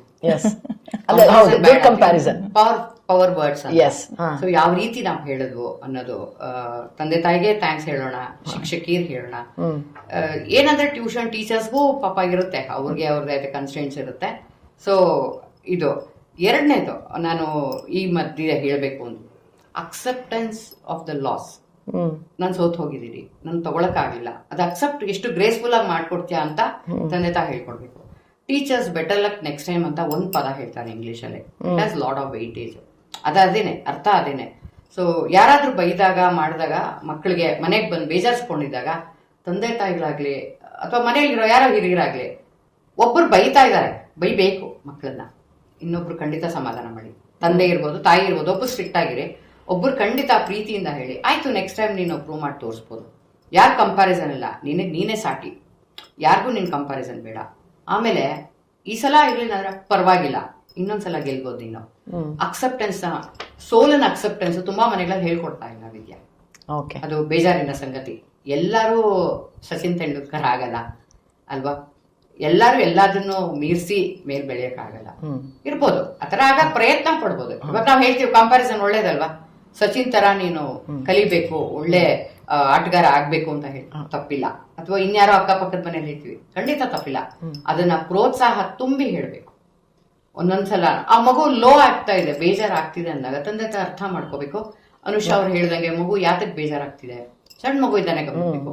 ಯಾವ್ದೋ ಒಂದು ಸ್ಟ್ರೆಂತ್ ಇರುತ್ತೆ, ಯಾವ್ದೋ ಒಂದು ವೀಕ್ನೆಸ್ ಇರುತ್ತೆ ಮಕ್ಕಳಲ್ಲಿ. ಸೊ ಮಕ್ಕಳಲ್ಲಿರುವಂತ ಸ್ಟ್ರೆಂತ್ ನ ಗಮನಿಸಿ ಅದರಲ್ಲಿ ಮುಂದೆ ಹೋಗೋ ತರಕ್ಕೆ ನೀವು ಅವ್ರನ್ನ ಪ್ರೋತ್ಸಾಹ ಮಾಡಿದ್ರೆ ಡೆಫಿನೆಟ್ಲಿ ಎಲ್ಲ ಮಕ್ಕಳು ಕೂಡ ಮೇಲ್ ಬರ್ತಾರೆ ಅಲ್ವಾ ಅನ್ನೋ ಮಾತನ್ನ ನಿಮ್ಮ ಇದ್ರಲ್ಲಿ ಸೋಲನ್ನು ಇದ್ರಷ್ಟೇ ಸಂತೋಷವಾಗಿ ತಗೊಳಕ್ಕಾಗ್ಲಿಲ್ಲ, ಸಮಾಧಾನ ಚಿತ್ತದಿಂದ ತಗೊಳ್ಬೇಕು. ಆದ್ರೆ ಇವಾಗಿನ ಜನತೆಯಲ್ಲಿ ಹೇಗೆ ಬಂದಿದೆ ಅಂದ್ರೆ ಸೋಲು ಅನ್ನೋದನ್ನ ತಗೊಳಕ್ಕೆ ರೆಡಿನೇ ಇಲ್ಲ ಅಲ್ವಾ. ಅದನ್ನ ಹೇಗೆ ನಾವು ಇಂಪ್ರೂವೈಸ್ ಮಾಡುವಂತದ್ದು ಅಂದ್ರೆ ಈಗ ಕೆಲವೊಂದ್ಸತಿ ಏನಾಗುತ್ತೆ, ಮಕ್ಕಳು ಒಂದೊಂದು ಆಸೆಗಳನ್ನ ಪೂರೈಸದೆ ತಮ್ಮ ಜೀವನದ ಗುರಿ ಅಂತ ಇಟ್ಕೊಂಡ್ಬಿಟ್ಟಿರ್ತಾರೆ ಕೆಲವರು. ಈಗ ಸಣ್ಣ ಸಣ್ಣ ವಿಷಯ ತಗೊಳ್ಳಿ, ಈಗ ನಂಗೆ ಏನೋ ಬೇಕು ಅಂತ ಮಗು ಕೊಡ್ಸ್ಬೋದು, ಸ್ವಲ್ಪ ದಿನ ತಡೆದು ನೋಡು ನಿನ್ಗೆ ಅದೆಷ್ಟು ಅವಶ್ಯಕತೆ ಇದೆ, ಎಷ್ಟು ಉಪಯೋಗ ಆಗುತ್ತೆ ಅಂತೆಲ್ಲ ಹೇಳಿದ್ರಿಂದ ಆ ಮಗುನು ಸ್ವಲ್ಪ ಸಹನೆ ಕಲಿತಾ ಹೋಗುತ್ತೆ. ಇಲ್ದಿದ್ರೆ ಅದ್ರ ತಲೆಯಲ್ಲಿ ಏನ್ ಬರುತ್ತೆ, ನಾನ್ ಕೇಳಿದ ತಕ್ಷಣ ನಂಗೆ ಸಿಕ್ಬಿಡ್ಬೇಕು. ಆಮೇಲೆ ತಂದೆ ತಾಯಿಗಳು ಬಹಳ ಸತಿ ಹೇಳದ್ ಕೇಳಿದೀನಿ, ನಮ್ ಕಾಲಕ್ಕೆ ನಮ್ಗ್ ತಗೊಳಕ್ ಆಗ್ಲಿಲ್ಲ, 10 ಜನ ಮಕ್ಳಿದ್ವಿ, ನಮ್ಗೆ ಏನ್ ಕೊಡ್ಸಕ್ ಆಗ್ತಿರ್ಲಿಲ್ಲ ನಮ್ಗೆಲ್ಲ. ಅವ್ರಿಗೆ ಇವಾಗ ನಮ್ಮ ಹತ್ರ ಇದೆಯಲ್ಲ ದುಡ್ಡು, ಕೊಡ್ಸೋಣ, ಅವ್ರು ಚೆನ್ನಾಗಿರ್ಲಿ, ನಮ್ ತರ ಆಗದ್ ಬೇಡ. ಮ್ಯಾಕ್ಸಿಮಮ್ ಪೇರೆಂಟ್ಸ್ ಮಾಡುವಂತ ಮಿಸ್ಟೇಕ್ ಇದು. ನಮ್ ತರ ಮಕ್ಕಳು ಆಗೋದ್ ಬೇಡ ಅನ್ನೋದಕ್ಕೆ ನಾವೇನ್ ಅವತ್ತು ಎಷ್ಟು ಸಂತೋಷವಾಗಿದ್ವಿ, ಎಲ್ಲರ ಜೊತೆಗೂ ಹಂಚ್ಕೊಂಡ್ ತಿಂತಾ ಇದ್ವಿ. ಮತ್ತೆ ಲಿಮಿಟೇಷನ್ಸ್ ಇರ್ತಿತ್ತು, ಲಿಮಿಟೇಷನ್ ಇರಲಿಲ್ಲ. ಯಾವಾಗ ವಿಷಯಗಳನ್ನ ತುಂಬಾ ಧಾರಾಳವಾಗಿ ಸಿಗ್ತಾ ಹೋಗುತ್ತೆ, ಅದ್ರ ಬೆಲೆ ಕಳ್ಕೊಳ್ತಾ ಹೋಗುತ್ತೆ ಅನ್ಸುತ್ತೆ. ಈಗ ಕರೆಕ್ಟ್ ಹೇಳಿದ್ದು, ಕೆಲವೊಮ್ಮೆ ಅನಿವಾರ್ಯಕ್ಕೆ ನಾವು ಫಾರ್ ಎಕ್ಸಾಂಪಲ್ ಲ್ಯಾಪ್ಟಾಪ್, ಈಗ ತುಂಬಾ ಕನ್ಸರ್ವೇಟೆಡ್ ಮೈಂಡ್ ಸೆಟ್ ಇರೋ ಪೇರೆಂಟ್ಸ್ ಲ್ಯಾಪ್ಟಾಪ್ ಇಲ್ದೆ ಮಾಡಕ್ಕಾಗಲ್ವಾ ಅಂತ ಕೇಳ್ಬಿಡ್ತಾರೆ. ತುಂಬಾ ಸಂಕೋಚಿಯಾಗಿರೋ ಮಗು ಪರಿಸ್ಥಿತಿ ನಾನು ಹೇಳ್ತಾ ಇರೋದು. ತಂದೆ ತಾಯಿನಲ್ದೇ ಹೇಳಿ ಕೇಳುತ್ತೆ ಲ್ಯಾಪ್ಟಾಪ್ ತುಂಬಾ. ಅವಾಗ ನಾನು ಹೇಳೋದು ಅಂತ ಪರಿಸ್ಥಿತಿಗಳಲ್ಲಿ ತಂದೆ ತಾಯಿ ಯಾವ್ದು ಅನಿವಾರ್ಯ, ಯಾವ್ದು ಬೇಡವಾಗಿತ್ತು, ಯಾವ್ದು ಬೇಕು, ಅವ್ನ್ ಕೇಳೇ ಇರಲ್ಲ, ಸಾವಿರಾರು ಕೊಟ್ಟು ಶೂ ತೆಕ್ಕೊಡ್ತಾರೆ. ಅವ್ನ್ ಕೇಳೇ ಇರಲ್ಲ, ಬಟ್ಟೆಗೆ ದುಡ್ಡು ಹಾಕ್ತಾರೆ. 100 ರೂಪಾಯಿ ಟಿ ಶರ್ಟ್ ಹಾಕೊಂಡ್ರು ಒಂದೇ, 5,000 ರೂಪಾಯಿ ಟಿ ಶರ್ಟ್ ಹಾಕೊಂಡ್ರು ಒಂದೇ. ಆದ್ರೆ ಲ್ಯಾಪ್ಟಾಪ್ ಅನ್ನೋದು ಇವತ್ತಿನ ಅಗತ್ಯ, ಮೊಬೈಲ್ ತರ ಅಲ್ವಾ. ಮೊಬೈಲ್ ಅನ್ನೋದು ಎಷ್ಟು ಅಗತ್ಯ ಆಯ್ತು, ಕೋವಿಡ್ ಅಲ್ಲೇ ಸಣ್ಣ ಮಗುಗೂ ಪಾಠ ಅದ್ರಲ್ಲೇ ತೋರಿಸ್ಬೇಕಾಗಿ ಬಂತು. ಸೊ ಅಲ್ಲಿ ಲಿಮಿಟೇಷನ್ಸ್ ಆಗೇನು. So everything should be introduced from home. ಶಾಲೆನಲ್ಲಿ ಹೇಳ್ಬಿಡ್ತಾರ, ಈಗ ತಗೊಂಬನ್ನಿ. ಟ್ರಿಪ್ಸ್ಗೆಲ್ಲ ಹೋಗ್ತಾರೆ, ಕೆಲವು ಮಕ್ಳಿಗೆ ಬೇಕಾ, ಲಾಸ್ಟ್ ಇಯರ್ ಅಲ್ಲೇ ಕರ್ಕೊಂಡು ಹೋದ್ರು, ಅದೇ ರೆಸಾರ್ಟ್ಗೆ ನಾನು ಕರ್ಕೊಂಡು ಹೋಗ್ತೀನಿ. ಸೊ ಅವಶ್ಯಕತೆ ಎಷ್ಟಿದೆ, ಮಗುವಿನ ಖುಷಿಗೆ ಕೊಡಿಸ್ಬೋದು. ಒಂದ್ ಡ್ರೆಸ್ ಕಟ್ ಮಾಡಿದ್ರೆ ಒಂದ್ ಟ್ರಿಪ್ಗೆ ಹೋಗಿ ಬರ್ಬೋದು. ಯಾಕಂದ್ರೆ ಜೊತೆಗೆ ಮಕ್ಕಳ ಜೊತೆ ಅದು ಸಂತೋಷ ಆಗಲಿ, ಖುಷಿ ಆಗ್ಲಿ. ಮನೆಯಲ್ಲಿ ನೀನು ಒಬ್ಳೆ ದೊಡ್ಡ AC ಕಾರಲ್ಲಿ ಕರ್ಕೊಂಡು ಹೋದ್ರು ಮಗು ಅಷ್ಟು ಸಂತೋಷವಾಗಿರ್ಲಿಕ್ಕಿಲ್ಲ. ಸೊ ಅನಿವಾರ್ಯಗಳು ಬೇಕಾಗೋದು ನಿಜವಾಗ್ಲೂ ಬೇಕಾ, ಕಂಫರ್ಟ್ಸ್, ನೆಸೆಸಿಟೀಸ್ ಮಕ್ಕಳಿಗೆ ಸಣ್ಣ ವಯಸ್ಸಿಂದ ಪರಿಚಯ ಮಾಡ್ಕೊಡ್ಬೇಕು. ಎಲ್ಲಕ್ಕಿಂತ ಮಿಗಿಲಾಗಿ ತಂದೆ ತಾಯಿ ಹೇಳಿದ ಮಾತನ್ನ ಮಕ್ಕಳು ಸ್ವಲ್ಪ ಮಟ್ಟಿಗೆ ಕೇಳೋ ಹಂಗೆ ಬೆಳೆಸ್ಬೇಕು. ಹೇಳಲ್ವಾ, ನಾವ್ ಎತ್ತಿದ ಮಕ್ಕಳು ನಮ್ಮ ಮಾತೆ ಕೇಳಲಿಲ್ಲ ಅಂದ್ರೆ ಶಾಲೆನಲ್ಲಿ ಬಂದು ನಮ್ಮ ಮಾತೆ ಕೇಳಲ್ಲ, ದಯವಿಟ್ಟು ನೀವು ಅವ್ರ ಬುದ್ಧಿ ಹೇಳಿ, ಅಮ್ಮ ಅಪ್ಪನ ಮಾತು ಕೇಳು ಅಂತ. ಅಮ್ಮ ಅಪ್ಪನ ಮಾತು ಕೇಳು ಅಂತ ಟೀಚರ್ ಹೇಳ್ಕೊಳ್ಳೋ ಅಂತ ಪರಿಸ್ಥಿತಿ ಬೇಡ. ನಿಮ್ಮ ಮಕ್ಕಳನ್ನ ನೀವು ಎಷ್ಟು ಬೇಕೋ ಅಷ್ಟು ಬುದ್ಧಿಶಕ್ತಿ ಕೊಟ್ಟು ಐಶ್ವರ್ಯ ಆರಾಮಗಳು ಕೊಟ್ಟು ಬೆಳೆಸಿದ್ದೀರಾ. ಹಾಗೆ ಇಲ್ಲದೆ ಇದ್ದಾಗ ಮಕ್ಕಳು ಕೆಳಗಡೆ ಕುತ್ಕೊಂಡು ಚಾಪೆನಲ್ಲಿ ಚಕಂಬಳ ಹಾಕೊಂಡು ಕುತ್ಕೊಂಡು ಊಟ ಮಾಡೋದು ಹೇಳ್ಕೊಡ್ಬೇಕು. ಅದಕ್ಕೆ ಹೇಳೋದಲ್ವಾ ಟೀಚರ್ಸ್ ಆರ್ ಸೆಕೆಂಡ್ ಪೇರೆಂಟ್ಸ್ ಅಂತಾನೆ ಹೇಳ್ತಾರೆ. ಅಂದ್ರೆ ತಾಯಿ ತಂದೆಯರಿಗೆ ಕಲ್ಸ್ಲಿಕ್ಕೆ ಆಗದೆ ಇರುವಂತದನ್ನ ಟೀಚರ್ ಬಾಯಿಂದ ಬಂದಾಗ ಮಗು ತನ್ನನ್ನು ಆಪ್ತ ಮಾಡ್ಕೊಳ್ಳುತ್ತೆ, ಅದನ್ನ ಅಂದ್ರೆ ಒಪ್ಕೊಳ್ಳುತ್ತೆ ಅಲ್ವಾ. ಸೊ ಇದು ಅನುಷದವರಿಗೆ ಈ ಕುರಿತಾಗ ಒಂದು ಮಕ್ಕಳಿಗೆ ಪಠ್ಯಕ್ರಮದ ಜೊತೆಗೆ ನೀವು ಯಾವಾಗ್ಲೂ ಮ್ಯಾಥ್ಸ್ ಸೈನ್ಸ್ ಕಲಿಸೋರು ಜೊತೆಗೆ ಅವರು ಸಂತೋಷವಾಗಿರೋದನ್ನು ಕೂಡ ನೀವು ಕಂಡ್ಕೊಂಡಿದ್ದೀರಿ. ಹೇಗೆ ಸಾಧ್ಯ ಮಾಡ್ತೀರಿ ಮಕ್ಕಳಿಗೆ? ನನ್ಗನ್ಸುತ್ತೆ 4 ಗೋಡೆಗಳ ಮಧ್ಯೆ ಕೂಡ್ಸಿ ಯಾವಾಗ್ಲೂ ಬೋಧನೆ ಮಾಡ್ತಾ ಇದ್ರೆ ಮಕ್ಕಳು ಬೇಜಾರಾಗ್ಬಿಡತ್ತೆ ಒಂದ್ ಸ್ವಲ್ಪ ಹೊತ್ತಾದ್ಮೇಲೆ. ಹೊರಗಡೆ ಹೋಗಿ ಬೆವ್ರು ಸುರ್ಸಿ ಆಡುವಂತ ಆಟಗಳನ್ನ ಆಡ್ಸೋದು ತುಂಬಾ ಮುಖ್ಯ ಅಂತ. ಈಗ ಅದಂತೂ ಇಲ್ವೇ ಇಲ್ಲ ಅಲ್ಲ. ನಾವೆಲ್ಲ ಇದ್ದಾಗ ಹುಡುಗಿಯರು ಕ್ಲಾಸಿಗೆ ಹೋದಾಗ್ಲೂ ಖೋಖೋ ಆಡಿಸ್ತಿದ್ರು, ಥ್ರೋಬಾಲ್ ಆಡಿಸ್ತಿದ್ರು, ವಾಪಸ್ ಬರುವಾಗ ಇಡೀ ಮೈ ಬೆವರ್ತಿದ್ವಿ ನಾವು. ಈಗ ಯಾವುದೇ ಒಂದು ಬೆವರಿಳಿಸುವಂತಹ ಆಟ ಇಲ್ವೇ ಇಲ್ಲ, ಎಲ್ಲ ಆಡೋದು ಕೂಡ ಮೊಬೈಲ್ ನಲ್ಲಿ. ದೈಹಿಕ ವ್ಯಾಯಾಮ ಕಡಿಮೆ ಆಗಿದೆ, ಸ್ವಲ್ಪ ಕಡಿಮೆ ಆಗಿದೆ. ದೈಹಿಕ ವ್ಯಾಯಾಮ ತಿನ್ನೋದು ಕೂಡ ಜಾಸ್ತಿ ಆಗ್ಬಿಟ್ಟಿದೆ. ಎಲ್ಲ ಜಾಸ್ತಿ ಎಲ್ಲ ಈ ಬರ್ಗರ್, ಪಿಜ್ಜಾ, ಜಂಕ್ ಅಂತವೆಲ್ಲ ತಿನ್ನೋದ್ರ ಜೊತೆಗೆ ವ್ಯಾಯಾಮ ಇಲ್ದೇ ಇದ್ರೆ ಹೆಲ್ತಿ ಮೈಂಡ್ ಹೆಲ್ತಿ ಬಾಡಿ. ಇಲ್ಲಿ ಒಂದ್ ವಿಷಯ ಹೇಳ್ತೀನಿ. ನಾನು ಶಾಲೆಯಲ್ಲಿದ್ದಾಗ ಮಕ್ಕಳ ಸ್ಪೋರ್ಟ್ಸ್ ಟೈಮು ಈಗ ಫೆಬ್ರವರಿನಲ್ಲೇ ಬೆಂಗಳೂರು ಫೆಬ್ರವರಿನಲ್ಲಿ ಸ್ಕೂಲ್ ಇತ್ತು. ಸ್ಕೂಲ್ ಇರೋ ಅಂತ ದಿನಗಳು ಬಿಸಿಲಿರುತ್ತೆ, ಆ ಮಕ್ಕಳು ಹೋಗಲ್ಲ ಅಂತಾರೆ. ಆಯ್ತು, ಒಂದ್ ವಯಸ್ಸಾದ್ಮೇಲೆ ಹಾರ್ಮೋನಲ್ ಚೇಂಜಸ್ ಕೆಲವೊಮ್ಮೆ ಮಕ್ಕಳನ್ನ ಕಳ್ಸಕ್ ಆಗಲ್ಲ. ಆಯ್ತು, ಏನೋ ಒಂದು ಹೆಣ್ಮಕ್ಳಿಗೆ ನಾನ್ ಹೇಳಕ್ ಬರೋದು, ಮಕ್ಳು ಕೂತ್ರೆ ತಂದೆ ತಾಯಿ ಹುಷಾರಿದ್ರೋ ಇಲ್ವೋ ಅಂತ ಫಿಟ್ನೆಸ್ ಸರ್ಟಿಫಿಕೇಟ್ ಫಸ್ಟೇ ಕೇಳಿರ್ತಾರೆ. ಹೌದು, ತಂದೆ ತಾಯಿ ಒಂಥರ ಎಂಕರೇಜ್ ಮಾಡ್ತಾರೆ, ಒಂದು ಲೆಟರ್ ನೋಟು ಪ್ರೀತಿ ಯಾರು ಕಳಿಸ್ತಾರೆ. ಕಳಿಸಿದ ತಕ್ಷಣ ಪೇರೆಂಟ್ಸ್ ಅಷ್ಟೇನ್ ನೆಗ್ಲಿಜೆಂಟ್ ಅಂದ್ರೆ ಅವ್ರಿಗೆ ತಿಳ್ಕೊಬೇಕು ಎಷ್ಟು ಅವಶ್ಯಕ ಇದೆ. ಈಗ ನಾನಂತೂ ಕರ್ಕೊಂಡು ಹೋಗ್ತಿಲ್ಲ, ನಾನಂತೂ ಎಲ್ಲೋ ಕರ್ಕೊಂಡು ಹೋಗಕ್ಕೆ, ಮನೆಯಲ್ಲಿ ಬಂದ ತಕ್ಷಣ ಓದು, ಟ್ಯೂಷನ್ಸ್ ಆಗೋದ್ರೆ ಶಾಲೆನಲ್ಲಿ ಇದು ಮುಖ್ಯ ಅಂತ. ಸೊ ಪೇರೆಂಟ್ಸ್ಗೆ ಒಂದು ಈ ವಿಷಯದಲ್ಲಿ ಒಂದು ರಿಕ್ವೆಸ್ಟ್ ಮಾಡ್ಕೋತೀನಿ, ಮಗು ಬಂದ್ ಸ್ಕೂಲಲ್ಲಿ ಹೀಗಾಯ್ತು ಹಾಗಾಯ್ತು ನನ್ನನ್ನ ಇಷ್ಟ ಸಲ ಓಡಿಸಿದ್ರು ಗೊತ್ತಾ, ಫಿಟ್ನೆಸ್ಗೆ ವಾರ್ಮ್ ಅಪ್ಗೆ ಓಡಿಸ್ತಾರೆ. ಆಮೇಲೆ ಯಾರು ಕ್ರೂರಿಗಳಲ್ಲ, ಕಟ್ಟುಕರಲ್ಲ. ಸೊ ತಂದೆ ತಾಯಿ ಅಕಸ್ಮಾತ್ ಹೆಲ್ತ್ ರೀಸನ್ಸ್ ಇದ್ರೆ ಖಂಡಿತ ಅವ್ನು ನೋಟ್ ಕಳಿಸಿ. ಸ್ಕೂಲಲ್ಲಿ ಆಗೋ PE ಕ್ಲಾಸಸ್ಗೆ ಖಂಡಿತ ಮಕ್ಕಳು ಪಾರ್ಟಿಸಿಪೇಟ್ ಆಗ್ಲೇಬೇಕು, ಇದು ನನ್ನ ಅಭಿಮತ. ಇದರಿಂದ ಏನಾಗುತ್ತೆ, ವಾಟ್ ಇಸ್ ಡೊಪಮಿನ್ ಅಲ್ಲ, ಡೊಪಮಿನ್ ಪ್ರೊಡಕ್ಷನ್, ಮಕ್ಕಳು ಸಂತೋಷವಾಗಿರ್ತಾರೆ. ಸೊ ಹಾಗಾಗಿ ನೆಕ್ಸ್ಟ್ ಕ್ಲಾಸಸ್ ಅಥವಾ ನೆಕ್ಸ್ಟ್ ಸಬ್ಜೆಕ್ಟ್ಸ್ ನ ಕಾನ್ಸಂಟ್ರೇಟ್ ಮಾಡ್ತಾರೆ ಅಂತ ನನ್ಗೆ ಅನ್ಸುತ್ತೆ. ಆಟ ಆಡೋದ್ರಿಂದ ನಮಗೆ ಇಷ್ಟವಾದಂತಹ ತಿಂಡಿ ತಿಂದ್ರೆ, ಇಷ್ಟವಾದಂತಹ ಆಹಾರ ತಿಂದಾಗ ಡೋಪಮೈನ್ ತುಂಬಾ ಸೆಕ್ರೀಟ್ ಆಗುತ್ತೆ. ಆಗ ನೀವು ಹೇಳ್ದಂಗೆ ನಿಮ್ಮಲ್ಲಿ ಎನರ್ಜಿ ಜಾಸ್ತಿ ಬರುತ್ತೆ, ನೆಕ್ಸ್ಟ್ ಗೆ ಗಮನಾರ್ಹವಾಗಿ ಅವರು ಕಾನ್ಸಂಟ್ರೇಟ್ ಮಾಡಬಹುದು. ಸೊ ಈ ನಿಟ್ಟಿನಲ್ಲಿ what is the best part in parenting? Parent ರೋಲೇ ತುಂಬಾ ಅಂತ ಹೇಳಿದ್ರಿ. So who plays very important role? ಅಪ್ಪನ ಅಮ್ಮನ ಅಂತ ಈಗ ಹೇಳಕ್ ಆಗಲ್ಲ, ಯಾಕಂದ್ರೆ ಇಬ್ಬರದು ಸಮ ಅಂತ ಹೇಳ್ತೀನಿ. ಸ್ವಲ್ಪ ವರ್ಷಗಳ ಹಿಂದೆ ತಾಯಿನೇ ಅಂತ ಹೇಳ್ತಿದ್ದೆ, ಯಾಕಂದ್ರೆ ಒಂದು ಫಿಕ್ಸೆಡ್ ಟೈಮ್ ಇತ್ತು, ತಂದೆ ಆದವರು ಸಂಜೆ ಬರ್ತಿದ್ರು. ಈಗೇನಿಲ್ಲ, they are taking the family ಇದರದ ಇಬ್ರು ಈಕ್ವಲ್ ಶೋಲ್ಡರ್ಸ್ ತಗೊಳ್ತಾ ಇದಾರೆ. ಸೊ ನಾನ್ ಹೇಳೋದು, ಟೈಮ್ ಸಿಕ್ಕಾಗೆಲ್ಲ ಮಕ್ಕಳನ್ನ ಆಚೆ ಆಟಾಡಿಸಿ ಬೆವರಿಸಿ ಇಂಟ್ರೊಡ್ಯೂಸ್ ಮಾಡಿ, ಸ್ಪೋರ್ಟ್ಸ್ ಗೇಮ್ಸ್ ಬಗ್ಗೆನೂ ಹೇಳಿ, ಟೈಮ್ ಸಿಕ್ಕಾಗ ನೀವು ಮಕ್ಕಳ ಜೊತೆ ಆಟ ಆಡಿ ಮಾತಾಡಿ. ಸೊ ನಮಗೂ ಎಕ್ಸರ್ಸೈಸ್ ಆಗುತ್ತೆ, ಮಕ್ಕಳನ್ನ ಆಟ ಆಡ್ಸೋ ನೆಪದಲ್ಲಿ ನಮಗೂ ಒಂದಷ್ಟು ದೈಹಿಕ ಕಸರತ್ತು. ಅಲ್ಲಿ ತಂದೆ ತಾಯಿ ಸೋಲೋದನ್ನ ಮಗು ನೋಡ್ಬೇಕು. ಆಗ ಮಗು ನಾನ್ ಗೆದ್ದೆ ಅಂತ ಮತ್ತೆ ತುಂಬಾ ಆಸೆ ಪಟ್ಟು ಮುಂದಿನ ಸರಿ ಆಡಕ್ಕೆ ಆಗುತ್ತೆ. ಜೊತೆಗೆ ನಾನೇ ಪ್ರತಿ ಸಲ ಸೋತು ಮಗುನ್ ಖುಷಿ ಪಡಿಸ್ಬೇಕು ಅಂತ ಮಗು ಪ್ರತಿ ಸಲ ಗೆಲ್ಲಿಸ್ಬೇಡಿ. ಹೌದು. ಸೊ ಸೋಲು ಗೆಲುವು ಸಮನಾಗಿ ತಗೊಳ್ಳೋ, ಇದು ಎಲ್ಲಿಂದ ಶುರು ಆಗುತ್ತೆ ಅಂದ್ರೆ ಮನೆಯಲ್ಲಿ. ಓಕೆ. ಸೊ ಕಾಂಪ್ಲಿಮೆಂಟ್ ಕೊಡೋದಾಗ್ಲಿ, ಗೆದ್ದವ್ರಿಗೆ ಖುಷಿಯಾಗಿ ಫಸ್ಟ್ ಪ್ರೈಸ್ ಬಂದವ್ರಿಗೆ ಕೈ ಕುಲ್ಕುವ ಒಂದು ಇದು ಎಲ್ಲಿಂದ ಶುರು ಆಗುತ್ತೆ ಅಂದ್ರೆ ನನ್ನ ಪ್ರಕಾರ ಅದು ಮನೆ. ಓಕೆ. ಸೊ ಈ ನಿಟ್ಟಿನಲ್ಲಿ ಪೇರೆಂಟ್ಸ್ಗೆ ನೀವೇನ್ ಮೆಸೇಜ್ ಕೊಡಕ್ಕೆ ಇಷ್ಟಪಡ್ತೀರಾ ಮೇಡಮ್? ನನ್ಗನ್ಸುತ್ತೆ, ಬಾಲ್ಯದಲ್ಲಿ ಮನೆಯಲ್ಲಿ ಮಕ್ಕಳಿಗೆ ತುಂಬಾ ಪ್ರೀತಿಯ ಕೊಟ್ಟು ಆ ವಾತಾವರಣ ಚೆನ್ನಾಗಿಟ್ಟಿದ್ರೆ, ತುಂಬಾ ಖುಷಿಯಾಗಿ ಬೆಳೆದ್ರೆ ನಮ್ಗೆ ಹಾಗೆ ಇರ್ತಿತ್ತು. ತಮ್ಮ ತಂದೆ ತಾಯಿಗೆ ನಿಜವಾಗ್ಲೂ ಅದೆಲ್ಲದರದ್ದು ಕ್ರೆಡಿಟ್ ನಾನು ಕೊಡ್ಲೇಬೇಕು. ಯಾಕಂದ್ರೆ ನಮ್ಮ ಮನೆಯಲ್ಲಿ ಎಂಥ ವಾತಾವರಣ ಇತ್ತು ಅಂದ್ರೆ, ಒಂದ್ ದಿವಸ ಮುಖ ಸಪ್ಕ ಹಾಕೊಂಡ್ ಕೂತ್ರೆ ಏನಾಗಿದೆ ನಿನ್ಗೆ, ಏನ್ ಪ್ರಾಬ್ಲಮ್, ನಮ್ಮಪ್ಪ ಬಂದ್ ಕೇಳ್ತಿದ್ರು. ನಗ್ತಾನೆ ಇರ್ಬೇಕು ಯಾವಾಗ್ಲೂ. ಅಂದ್ರೆ ಏನಾದ್ರು ತೊಂದ್ರೆ ಇದ್ರೆ ಹೇಳು, ನಾವೆಲ್ಲರೂ ಸಾಲ್ವ್ ಮಾಡೋಣ ಕೂತ್ಕೊಂಡು ಅಂತ. ಆ ತರದ್ ವಾತಾವರಣ. ಅಮ್ಮ ಅಂತೂ ಅವರು ದೇವತೆನೇ ಇದ್ರು. ಹಾಗಾಗಿ ನನ್ಗನ್ಸತ್ತೆ ಅದನ್ನು ಒಂದು. ಆಮೇಲೆ ಎಲ್ಲ ಗುರುಗಳು ನಮಗ್ ಕಲಿಸಿದವರು, ಅವ್ರು ಬರೀ ಒಂದ್ ಪಾಠ ಹೇಳ್ಕೊಟ್ಟವ್ರಾಗಿರ್ಲಿಲ್ಲ, ಜೀವನದಲ್ಲಿ ನಾವ್ ಹೇಗಿರ್ಬೇಕು ಮುಂದೆ ಹೋಗಿ. ಈಗ ನೀನ್ ಒಂದ್ ಮೆಕ್ಯಾನಿಕ್ ಆಗ್ತೀಯಾ, ಆಗು, ಆದ್ರೆ ಬೆಸ್ಟ್ ಮೆಕ್ಯಾನಿಕ್ ಇನ್ ಟೌನ್ ಆಗು. ಎಲ್ರು ನೀನ್ ಹುಡ್ಕೊಂಡ್ ಬರ್ಬೇಕು, ಮೆಕ್ಯಾನಿಕ್ ಅಂದ್ರೆ ಇವ್ರೆ ಅಂತ ಹೇಳಿ, ಹಂಗಾಗು ಅಂತ ಹೇಳಿ. ನಮ್ಮ ಕೆಲಸವನ್ನ ಪ್ರೀತಿಸಿ ಮಾಡು. ಒಂದ್ ಮೇಡ್ ಆಗಿ ನೀನ್ ಕೆಲಸ ಮಾಡಿದ್ರು ಕೂಡ ಪರವಾಗಿಲ್ಲ, ಆಗು, ಆದ್ರೆ B the best in town ಅಂತ ಹಂಗ ಹೇಳ್ಕೊಡ್ತಿದ್ರು. ಆಮೇಲೆ ಆ ಗುರು ಪರಂಪರೆಗೆ ನಿಜವಾಗ್ಲೂ ನಾನಿವತ್ತು ತುಂಬಾ ಹೃತ್ಪೂರ್ವಕವಾದ ಧನ್ಯವಾದಗಳನ್ನ ಅರ್ಪಿಸ್ಲಿಕ್ಕೆ ಇಷ್ಟಪಡ್ತೀನಿ.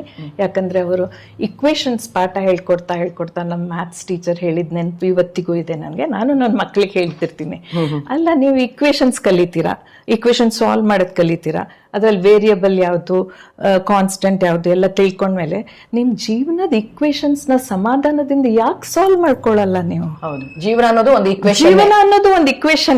ಅಲ್ಲಿ ಯಾವ್ದು ಕಾನ್ಸ್ಟೆಂಟ್ ಯಾವ್ದು ವೇರಿಯಬಲ್ ನೀವು ತಿಳ್ಕೊಂಡ ತಕ್ಷಣ ನೀವು ಸಾಲ್ವ್ ಮಾಡಕ್ಕಾಗತ್ತೆ ಅಂತ ನನ್ನ ಮಕ್ಕಳಿಗೂ ಅದೇ ಹೇಳ್ತಾ ಇರ್ತೀನಿ. ಅದೇ ನಾನು ಅನ್ನೋದು ಈ ಸಮಾಧಾನವಾದ ಸ್ವಭಾವ ಅಥವಾ ಮಕ್ಕಳ ಜೊತೆ ಲೆಕ್ಕ ಹೇಳ್ಕೊಡೋವಾಗ ತುಂಬಾ ಸಮಾಧಾನವಾಗಿರ್ಬೇಕಾಗತ್ತೆ. ಯಾಕಂದ್ರೆ ತುಂಬಾ ಕಷ್ಟ ಪಡ್ತಾ ಇರ್ತಾರೆ ಮಕ್ಕಳು ಲೆಕ್ಕ ಕಲಿಯಕ್ಕೆ. ಆ ಟೈಮಲ್ಲಿ ಕೇಳ್ತಾರೆ ಒಂದೊಂದ್ಸತಿ. ಅದಕ್ಕೆ ನಾ ಹೇಳ್ತೀನಿ, ನನ್ನ ಚೈಲ್ಡ್ಹುಡ್ ಹಂಗಿತ್ತು, ನಮ್ಮ ಅಪ್ಪ ಅಮ್ಮ ಹಂಗಿದ್ರು, ನಮ್ ಗುರುಗಳು ಹಂಗಿದ್ರು. ಅದೇ ನಿಮ್ಗೆ ಚೈಲ್ಡ್ಹುಡ್ ಒಂದು ಪಾಠ ಪ್ಲಸ್ ನೀವು ಈ alternate therapy, pranic healing, acupressure ಎಲ್ಲದರಲ್ಲೂ ಮಾಡಿ ಸಮಾಧಾನ ಅನ್ನೋದೇ ನಿಮ್ಮ ಮೈ ಮೇಲೆ ಬಂದು ಬಿಟ್ಟಿದೆ. ಸೊ ಅದನ್ನ ಮಕ್ಕಳಿಗೆ ಹೇಗೆ ದಾರಿ ಎರೆದು ಮಕ್ಕಳಿಗೂ ಕೂಡ ಅದೆಲ್ಲದಲ್ಲೂ ಕಲಿಸಿದ್ರೆ ನಿಜವಾಗ್ಲೂ ಅವ್ರ ಬಾಳು ಕೂಡ ಹಸನಾಗುತ್ತೆ ಅಲ್ವಾ? ಹೌದು. ಮಕ್ಕಳ ವಿಷಯಕ್ಕೆ ಬಂದ್ರೆ ಮೆಡಿಟೇಷನ್ ಅನ್ನೋದಕ್ಕಿಂತ ಸಣ್ಣ ವಿಷಯಗಳಿಂದ ಶುರು ಮಾಡ್ಬೋದು. ಜಪ. ಓಕೆ. ಒಂದು ಜಪ ಮಾಡೋದ್ರಿಂದ, ನಾಮ ಜಪ ಮಾಡೋದ್ರಿಂದ ನಮ್ಮ ಮನಸ್ಸು ಪೂರ್ತಿ ಆ ಜಪದ ಪದಗಳ ಮೇಲೆ ಕೇಂದ್ರೀಕೃತವಾಗಿರುತ್ತೆ. ಆದ್ರೆ ಮಕ್ಕಳು ಎಲ್ಲಿ ಕೇಳ್ತಾರೆ ಮೇಡಮ್, ಜಪ ಮಾಡ್ಬೇಕು ಕೂತ್ಕೊಂಡು ಹೇಳಕ್ ಇಷ್ಟಪಡ್ತೀನಿ, ತಂದೆ ತಾಯಿ ಮಾಡಿದ್ರೆ ಮಕ್ಕಳು ಹಂಗಿರೆ ಈಗ ನಾವು ಮತ್ತೆ ವಾಪಸ್ ಮೊದ್ಲಿಂದ ಹೇಳ್ಬೇಕು. ಅಪ್ಪ ಅಮ್ಮಂದ್ರು ಅಂದ್ರೆ ಅಪ್ಪ ಕೆಲ್ಸಕ್ಕೆ ಹೋಗೋ ಮೊದ್ಲು ಕುತ್ಕೊಂಡು ಜಪ ಮಾಡು. ಅಲ್ಲ, ಏನು ಜಪ ಮಾಡೋದು ಬೇಕಾಗಿಲ್ಲ. ಬೆಳಗ್ಗೆ ಎದ್ದ ತಕ್ಷಣ ಒಂದು ಮನೆಯಲ್ಲಿ ಅಭ್ಯಾಸ ಪರಂಪರೆ, ಸ್ನಾನ ತಕ್ಷಣ ನಾವು ದೇವರ ನಮಸ್ಕಾರ ಮಾಡ್ತೀವಿ. ತಂದೆ ತಾಯಿ ನಮಸ್ಕಾರ ಮಾಡಿ, ಗುರು ಹಿರಿಗೆ ಆ ಕಾಲ ಅಲ್ಲ ಇದು. ಕಾರ್ಪೊರೇಟ್ ವರ್ಲ್ಡ್ ಎಲ್ಲಾರ ಮನೆಯಲ್ಲೂ ಇದೆ. ಸೊ ತಂದೆ ತಾಯಿ ಏನ್ ಮಾಡಿದ್ರೆ ಮಗು ಅದ್ ಮಾಡುತ್ತೆ, ತಂದೆ ಏನ್ ಮಾಡಿದ್ರೆ ಅದನ್ನ ಮಾಡುತ್ತೆ. ಜೊತೆಗೆ ತಾಳ್ಮೆಯಿಂದ ಸಿಕ್ಕಿರೋ ಹೊತ್ತಲ್ಲೆಲ್ಲ ಸ್ವಲ್ಪ ಮೌಲ್ಯಗಳು ಹೇಳ್ಕೊಡ್ತಾ ಇದ್ರೆ, ಮಾರಲ್ ಸೈನ್ಸ್ ಪೀರಿಯಡ್ ಅಲ್ಲಿ ಸ್ಕೂಲಲ್ಲಿ ಒಂದೇ ಪೀರಿಯಡ್ ಇರೋದು, ಅದು ತುಂಬಾ ವೈಟೇಜ್ ಆಗ್ಬಿಡುತ್ತೆ ಅಲ್ಲಿ. ಸೊ ಮಾರಲ್ ಸೈನ್ಸ್ ಟೀಚರ್ಸ್ಗೆ ಇಲ್ಲಿ ತುಂಬಾ ಅಡ್ವಾಂಟೇಜ್ ಆಗುತ್ತೆ. ಅಂತ ಮಕ್ಕಳು ಸಹನೆ ಎಲ್ಲಿಂದ ಬರುತ್ತೆ ಅಂದ್ರೆ ಬೈ ನೇಚರ್, ಅದು DNA ಇಂದಾನೆ ಬರ್ಬೇಕದು. ತಂದೆ ತಾಯಿಗಿದ್ರೆ ಮಕ್ಳಿಗೆ ಬರುತ್ತೆ ಅಂತ. ಸರಿ ಆಯ್ತು, ಮಕ್ಕಳ ಮುಂದೆ ಒಂಚೂರು ತಂದೆ ತಾಯಿ ಇಂಥದ್ನೆಲ್ಲ ಅಭ್ಯಾಸ ಮಾಡ್ಕೊಳ್ಳೋದ್ರಿಂದ ದಿನ ಟೈಮ್ ಇರಲ್ಲ. ಸ್ಯಾಟರ್ಡೆ ಸಂಡೇ, ಇವತ್ತು ವೀಕೆಂಡ್ ಅಂತ ಒಂದು ಪದ ಬಂದ್ಬಿಟ್ಟಿದೆ. ವೀಕೆಂಡ್ ಡೇಸು, ರೆಸ್ಟಿಂಗ್ ಡೇಸು, ಜಾಲಿ ಡೇಸು, ಹ್ಯಾಪಿ ಡೇಸ್ ಅಂತೆಲ್ಲ ಬಂದಿದೆ. ಸೊ ತಂದೆ ತಾಯಿ ಸ್ವಲ್ಪ ಅವ್ರನ್ನ ಇದಕ್ಕೆ ಅಳವಡಿಸ್ಕೊಳ್ಳೋದು, ಮತ್ತೆ ಹವ್ಯಾಸಗಳನ್ನ ಬೆಳೆಸೋದು. ತುಂಬಾ ಸ್ಪೋರ್ಟ್ಸ್ ಇರ್ಬೋದು, ಸಂಗೀತ ಕ್ಲಾಸಸ್ ಇರ್ಬೋದು, ಅದು ನಿಜವಾಗ್ಲೂ ಹೆಲ್ಪ್ ಆಗುತ್ತೆ. ಹೌದು, ಎನಿ ಫಾರ್ಮ್ಸ್ ಆಫ್ ಆರ್ಟ್ ಅಲ್ಲಿ ಹಾಕಿದ್ರೆ ಸಹನೆ ಅಲ್ಲಿ ಕಲಿತಾರೆ. ಜೊತೆಗೆ ಲೀಡರ್ಶಿಪ್ ಕ್ವಾಲಿಟೀಸ್ ಬರುತ್ತೆ, ಕಾನ್ಫಿಡೆನ್ಸ್ ಇಂಪ್ರೂವ್ ಆಗುತ್ತೆ. ಸೊ ಎಲ್ಲಕ್ಕಿಂತ ಮೇನು ಮನೆಯಲ್ಲಿ ಮಾತಾಡೋದು ಸಭ್ಯತೆಯಿಂದ, ತಂದೆ ತಾಯಿನೂ ಮಕ್ಕಳ ಜೊತೆ ಮಾತಾಡೋದು. ನಮ್ಮ ಲ್ಯಾಂಗ್ವೇಜ್ ಅಂದ್ರೆ ಹೋಗೋದೇ ಬರುತ್ತೆ, ನಮ್ಮ ಲ್ಯಾಂಗ್ವೇಜ್ ಮಕ್ಕಳ ಮೇಲೆ ಎಫೆಕ್ಟ್ ಆಗುತ್ತೆ. ಓಕೆ. ನೀವು ಟೀಚರ್ ಆಗಿ ಕೊನೆಯದಾಗಿ ನಿಮ್ಮ ಮಕ್ಕಳಿಗೆ, ಸುಮಾರು ಮಕ್ಕಳಿಗೆ ತುಂಬಾ ವರ್ಷದಿಂದ ಮಾಡಿದಿರಿ, ಅದು ಮೊನ್ನೆ ಬಂದಂತ ಎಕ್ಸಾಮ್ ಅಲ್ಲಿ ಒಂದು ಮಗು 93% ತಗೊಂಡು ನಿಮಗೆ ಬಂದಷ್ಟು ಸಂಭ್ರಮ. ಸೊ ಈ ನಿಟ್ಟಿನಲ್ಲಿ ಮಕ್ಕಳಿಗೆ, ತಾಯಿ ತಂದೆಯರಿಗೆ ನೀವು ಹೇಳುವಂತಹ ಸಂದೇಶ ಅಂತ ಹೇಳ್ಬೇಕು ಅಂದ್ರೆ, ಮಕ್ಕಳ ಜೊತೆ ತುಂಬಾ ಸಹನೆಯಿಂದ ಇರಿ. ಅವ್ರು ಏನ್ ಹೇಳ್ತಿದ್ದಾರೆ, ನನ್ಗೇನ್ ಕಷ್ಟ ಆಗ್ತಿದೆ ಅನ್ನೋದನ್ನ ತುಂಬಾ ತಾಳ್ಮೆಯಿಂದ ಕೇಳಿಸ್ಕೊಳ್ಳಿ. ಆಮೇಲೆ ಸಾಧ್ಯ ಆದಷ್ಟು ಅವ್ರಿಗೆ ಒಳ್ಳೆ ಸಹವಾಸ ಇರೋ ಹಂಗೆ ನೋಡ್ಕೊಳ್ಳಿ. ಸಹವಾಸ ಕೂಡ ತುಂಬಾ ಮುಖ್ಯ ಅಲ್ಲ. ಹೊರಗಿಂದ ನಾವು ಹೇಗೆ ನೋಡುದು ಮೇಡಮ್? ಅದೇನೋ ನಿಜ. ಆದ್ರೂ ಸ್ವಲ್ಪ ಮಕ್ಕಳನ್ನ ಗಮನಿಸ್ತಾ ಇರ್ಬೇಕು. ಸೊ ಮಕ್ಕಳ ಆಕ್ಟಿವಿಟೀಸ್ ಅನ್ನ ನೋಡ್ತಾ ಇರ್ಬೇಕು, ಅಬ್ಸರ್ವ್ ಮಾಡ್ತಿರ್ಬೇಕು. ಮಾತಾಡಿದ್ರೆ ಇದೆಲ್ಲದೂ ಬರುತ್ತೆ ಅಂತೀರಿ ಅಲ್ವಾ? ಸೊ ಮಕ್ಕಳ ಜೊತೆ ಸಂವಹನನೇ ವೆರಿ ವೆರಿ ಇಂಪಾರ್ಟೆಂಟ್ ಅಂತ ಹೇಳ್ತೀರಿ. ಆಮೇಲೆ ನೀವು ಆಗ್ಲೇ ಹೇಳ್ತೀರಿ ಜಪಮಾಲೆ ಹಿಡ್ಕೊಂಡು ಏನೋ ಮಾಡಿ ಅಂತ, ಅದನ್ನು ಒಂದು ಸಣ್ಣದಾಗಿ ಸಂದೇಶ ತರ ಮಕ್ಕಳಿಗೆ ಕೊಡಿ. ಜಪಮಾಲೆ ಯಾಕೆ ಹೇಳ್ದೆ ಅಂದ್ರೆ, ಈಗ ಏನೋ ಡಿಪ್ರೆಷನ್, ಆಂಗ್ಸೈಟಿ, ಸ್ಟ್ರೆಸ್ಸು ಇದೆಲ್ಲದಕ್ಕೂ ತುಂಬಾ ಮನ್ಸನ್ನ ಶಾಂತವಾಗಿಸ್ಬಿಡುತ್ತೆ.